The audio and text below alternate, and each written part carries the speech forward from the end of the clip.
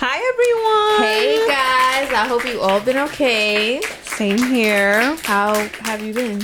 I've been good. I've been Working good on too. myself, That's good. I've been good too. I hope you guys didn't miss us too much. We're back with another video. Finally. Yep.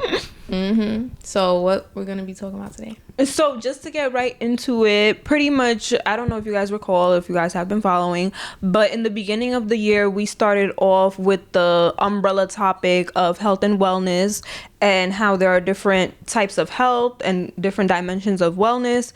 And what we kind of want to do is dive more deeper into it by discussing the different types of health and going into the different dimensions of wellness, because we do think that in the times that we're living in, it's very important. And to start us off, we decided to kick it off with mental health, because this month is National Mental Health Awareness Month for communities of color. And as within, so without. Yep. So if you're not right within, the outside is just not going to be what it should be. So we think that it's very important to start off with this topic. Yeah. And that leads us to what we're going to go into for today, Yeah, so because mental health is a complex topic, the resource that we're using is through the CLASP organization, which is the Center for Law and Social Policy. The article breaks down mental health into 4 subtopics that we will be discussing for today. And it is centered around young women of color. Right. So because we are a women's empowerment organization, we do want to center this topic of mental health around our women, and in honor of the awareness that there's going on for this month, we kind of want to go into that a little bit more. So yeah, you can start us off. Yeah, so to start off, the first subtopic is trauma, and it begins with the acronyms ACE, which is adverse childhood experiences. This is stressful life experiences that have been linked to long-term health and mental health outcomes in your adulthood. So what does adverse childhood experience mean to you? So when I think about adverse childhood experiences, I think about the abnormal experiences that children may endure when growing up. So if we should have a 2-parent household, well, in society, the society that we live in, there should be a 2-parent household where you're being provided with your basic needs as far as physical, mental, emotional. You're being provided with all the love and care in the world and nurturing. If you're experiencing anything opposite to that, then that would be an adverse experience. Yeah. So that's kind of how I frame it in my mind. Yeah, and it could be like, as simple as like not hearing I love you from your parents to getting like sexually assaulted by like your own parents or something. Sexual abuse, molestation, yeah, so the percentages of we have a couple statistics. the percentages of Hispanic girls that face adverse childhood experiences is 21.8%. For Black girls, it is 30.7%. And for Native American girls, it is 43.9%. And they experience 2 or more adverse childhood experiences. How do you feel about that? Like, what do you think about that? I think that's a lot. That's a large lump sum of people who have experienced some type of adverse experience during their childhood. And when I think about it in the sense of how it's reflected in their adulthood.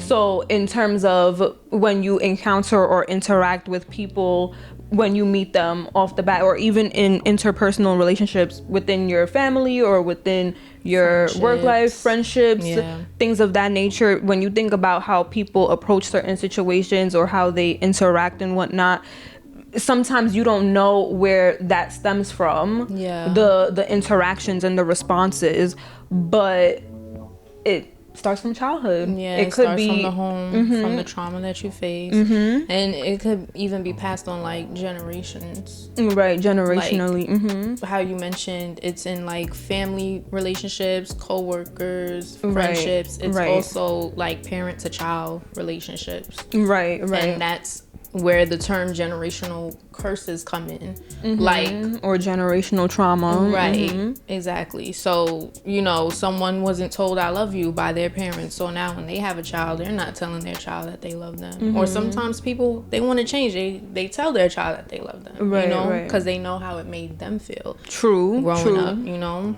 So, and now when you include the factor poverty, the percentages of these young girls facing adverse childhood experiences increase. So for Hispanic girls, it's 30%. For Black girls, it's 43.6%. And for Native American girls, it's 53.4%. That's more than half of the Native American young girl population. Yeah, that's a lot. Yeah. But it's not a surprise to me because when I was in high school, I had a unit where I read the novel There by Tommy Orange. He's a Native American author. And the book basically surrounded itself around like the challenges that the Native American community faces, and this includes depression and it includes alcoholism. So the fact that Native girls go through this adverse childhood experience and it's so high, it's not a surprise because they already deal with the trauma of alcoholism from their parents or grandparents, and then the depression, and then there's also the issue where they have a hard time like fitting into this white supremacy, you know, American life, you know, their land was taken from them, and it's just not a surprise that Native American people have like, well, you know, young girls specifically, because that's what it focuses on, their percentage is higher.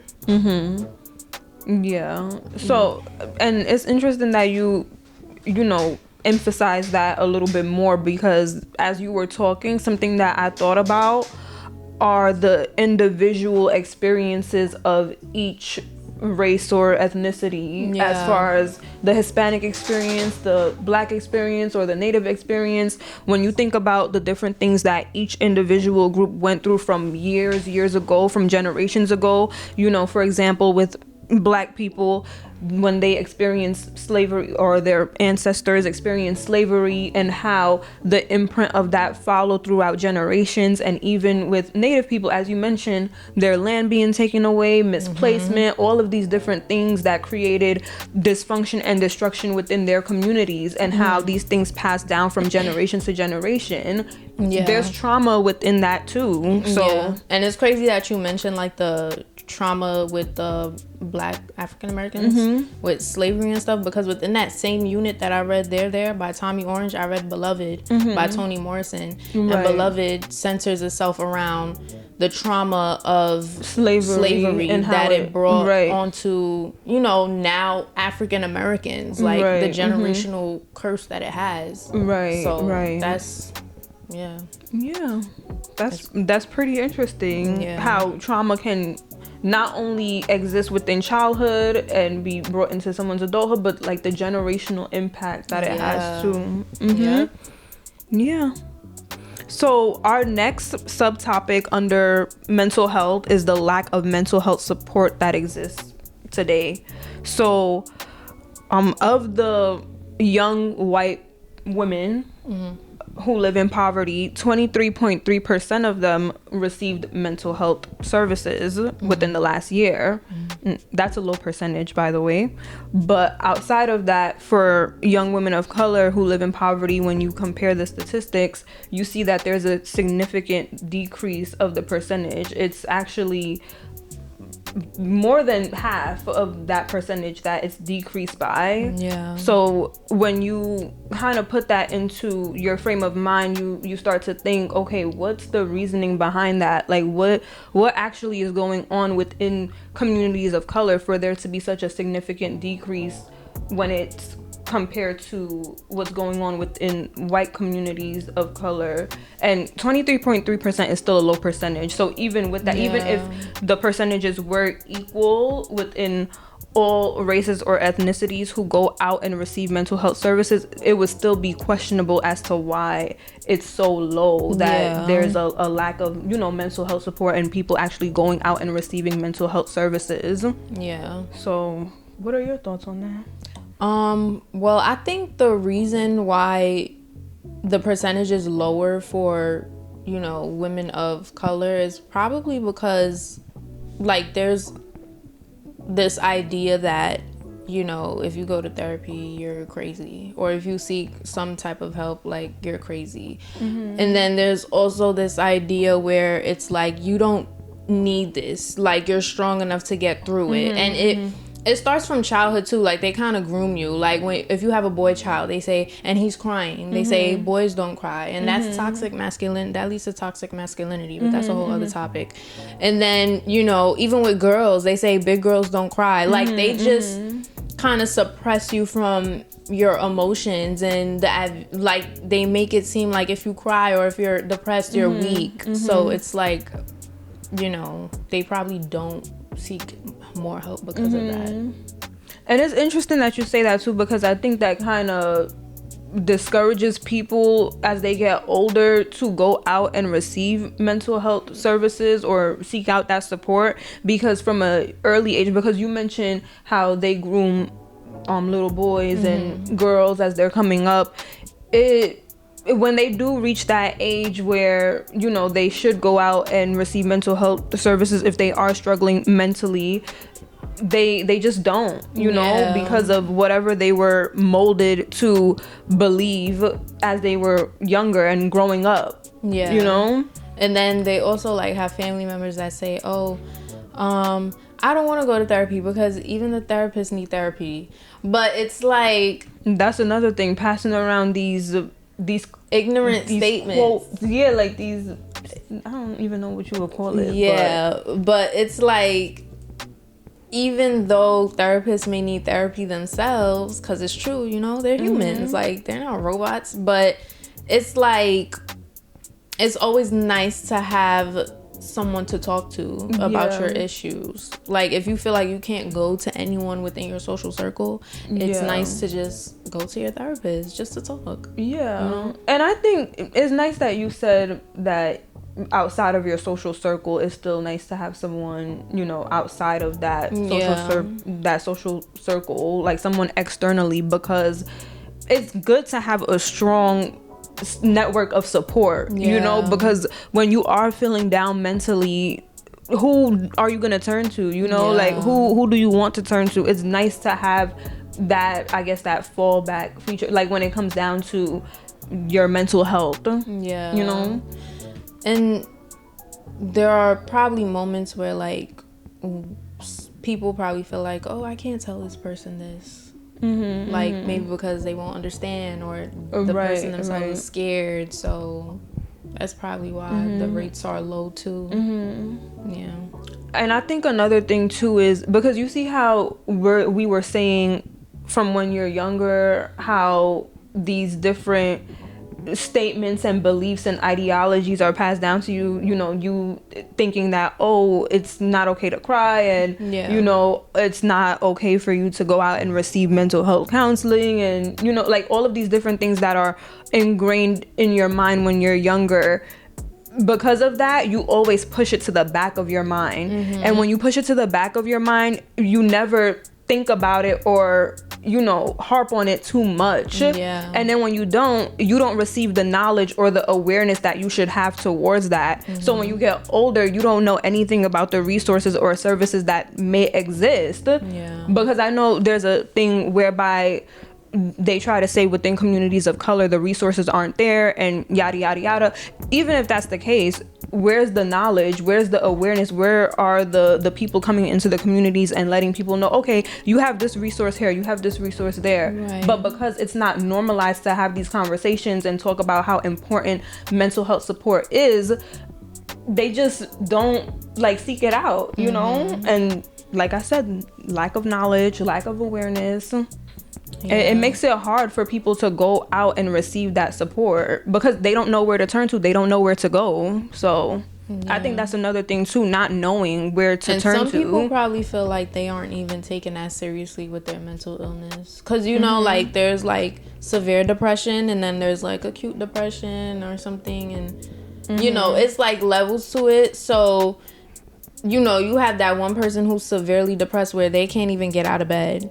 You know, not even to use the bathroom. And then there are those who are, you know, moving every single day, going to work, but they are suffering mentally. Like, they are really depressed. And people will probably look at them like, you're fine. You're not going through it. Right. You know? And it's like you have to, I don't know, you have to be completely distraught for them to, like, take you seriously, you know? Yeah. So that's probably why some of them don't even seek help either, because it's like, nobody's not taking me seriously. Yeah. And this leads us into our next subtopic, which is stigma, because a lot of what we're talking about is how when you're growing up from childhood, how certain things are ingrained in your mind and what you're taught to believe growing up as far as mental health and how you should take care of yourself and all of these things. I think stigma, it starts from early on as well. Like, we're exposed to a lot of negative connotations when it comes down to mental health, and I feel like that perpetuates the stigma around mental health. Yeah. So 3 of the stigmas mentioned in the article is that women don't seek mental health treatment because of confidentiality concerns. They do not want others to find out, and they fear that there is a negative impact on their job. So once again, people with like mental illness, mental health issues, they aren't taken seriously. And yeah, nobody wants to deal with it. Like, that's their fear. Which sometimes happens because, you know, there is discrimination. Right. For like even people with physical disabilities. I know we're not talking about physical health right now, but even with that, you know, there are stigmas and discriminations that people do face because of certain statuses or certain conditions that they may have. And it's really messed up. But yeah. As far as stigma, another thing that I think of too, as far as like what perpetuates stigma, I think about the jokes that people try to reference when, say for example, if you're acting out, if you're acting crazy, or maybe if you're like being, you know, I guess in and out of moods, like people would say, oh, you being bipolar, or you know, you're schizo. Like, they make little remarks, remarks to actual mental health conditions that exist, and because of and that, it's not funny because those cases are serious. And they even make comments like, if you're like hyperactive, like you have ADHD, you have ADHD, like, right? That's another one. Have ADHD to be hyperactive, right? You know? And then those who actually do have it, it's kind of like how everybody says this is not a mental health issue, but everybody says when they have low iron and they're always cold. Oh, anemia. Anemic. I'm anemic. Like, that's people true. who suffer from anemia really be going through it. Yes, that's so true. They really go through it. That's so it's so like, true. you're not really anemic. Like, you just like ice and you always cold. Right.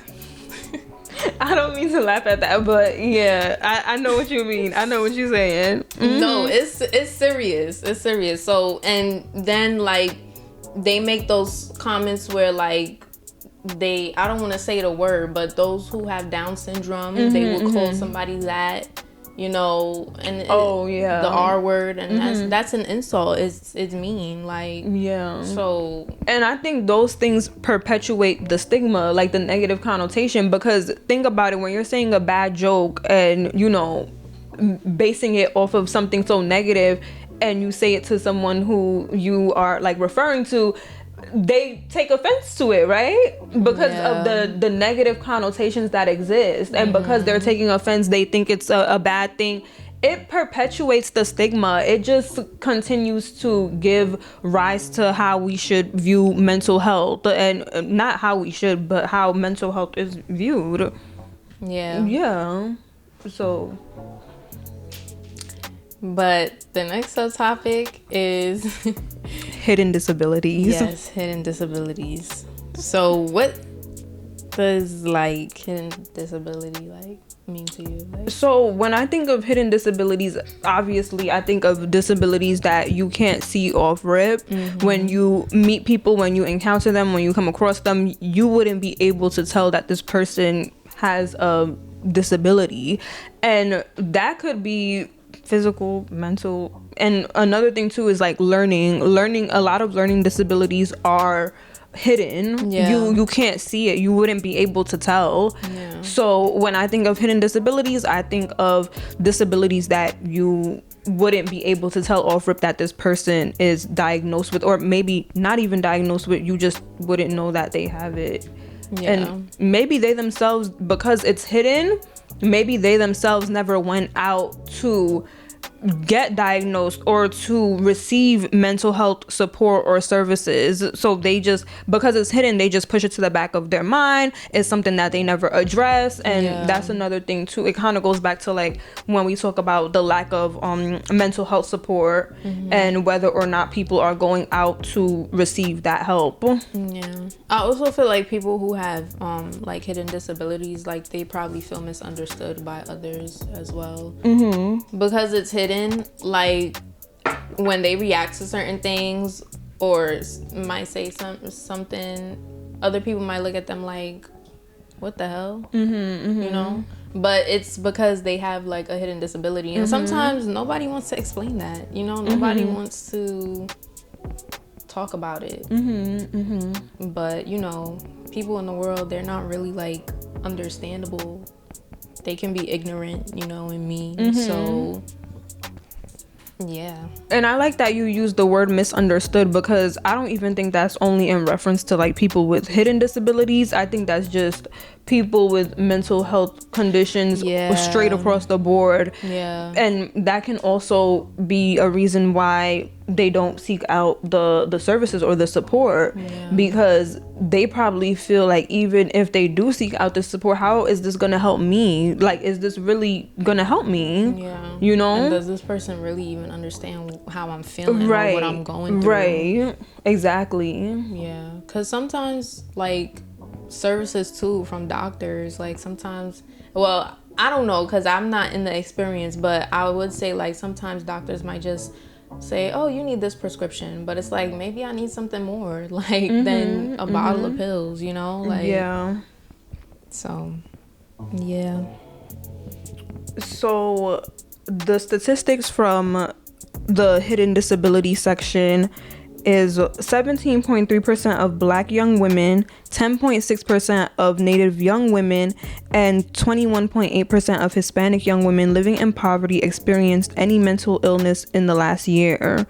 So when you think about these percentages, you don't think that as you're coming across people, they could be possibly experiencing a mental health illness or having a mental health experience, but you just never know when you come across people. So I think that moving forward, it's important to be mindful of when you're coming across people, coming in you know, in contact and interacting with them, to just be mindful of the different responses or reactions you can get, because you just never know what someone is struggling with.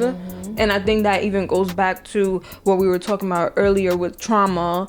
When it comes down to people who are dealing with trauma and PTSD and anything trauma related, when you're interacting with people, you just don't know what they're coming to you with. So it's just, you know, sometimes people take things personally, and I don't think that we should, because we just don't know what another person is dealing with or what they're coming with. Of it all. Because it's always deeper than what it like than what's on the surface. So with that being said, be kind, show some love. Right. You know, even if you don't know the person, just, you know, be kind to strangers. Like literally, sometimes I could be having a bad day, and then there's just one stranger that's like, "You're so pretty," and it's like, "Oh, I'm happy now." Like, not that sounds so like vain, but like, no, I get what you're saying. You know, like or like have a good day. Like, you know, it's important to be kind. It's just, it makes people's day when you give them a smile or a wave, even if you don't know them. You know. like giving a homeless man a cheeseburger or something. Mm-hmm. You know? That's true. Yeah. So if you guys are interested in the article that we used to guide our discussion and kind of lead it, because it did touch on some important subtopics that are prevalent in society today as far as mental health goes, we'll provide the link in our little subscription box. What is it called? Caption, subscription box. Whatever the hell it's called, I don't know. Yeah, so we'll do that. Yeah. And okay, Link below. Description. Subscription. I said subscription. Link below. Whether it's in the caption or description. He said description box. Okay. So that was funny. Okay, you know, sometimes you just get tongue-tied. Doesn't matter. But yeah, so moving forward, as we progress throughout our different videos and as we talk about like different topics moving forward, we do want to keep it under the umbrella of health and wellness. And moving forward, right now we're starting off with mental health, but as we make more videos, put out more content, we will be discussing other types of health, dimensions of wellness as we move on throughout the year and into the next year. So we hope that you look forward to those videos. We hope that you enjoyed this one, and it was a pleasure. Yes. Show some love, y'all. Be kind.